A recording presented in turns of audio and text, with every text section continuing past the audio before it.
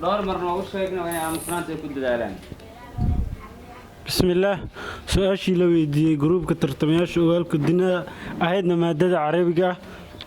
سؤال جوابت كبحين وعميد صحة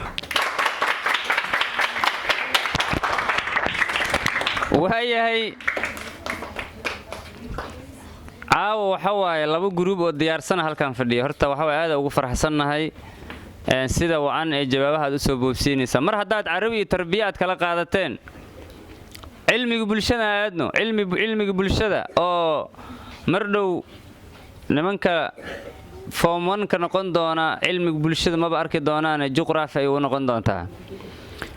مادة جغرافيا دقيست أو جغرافيا هيستوريا لدين له جغرافيا وحوي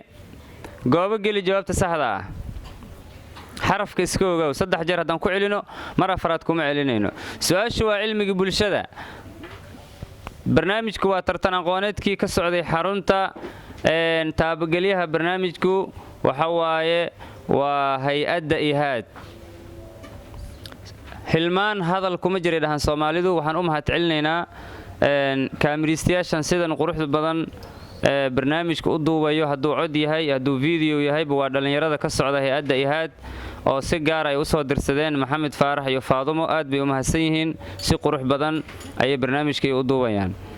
waayahay saaxiibka wanaagsan waa kan kugu abuura ee dal jecel b diin jecel c dad jecel wax fiican kugu hogaamiya dad jecel wax fiican kugu hogaamiya d saddexdaba e midna mar labaad haddaan ku celiyo saaxiibka wanaagsan waa kan kugu abuura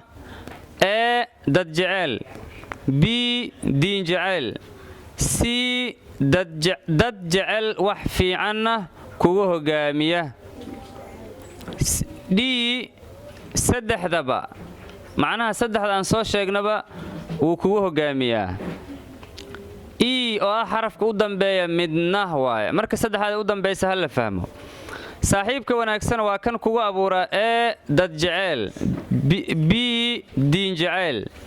c dad jecel wax fiicanna kugu hogaamiya d saddexduba e midna jawaabta hal daqiiqo insha Allah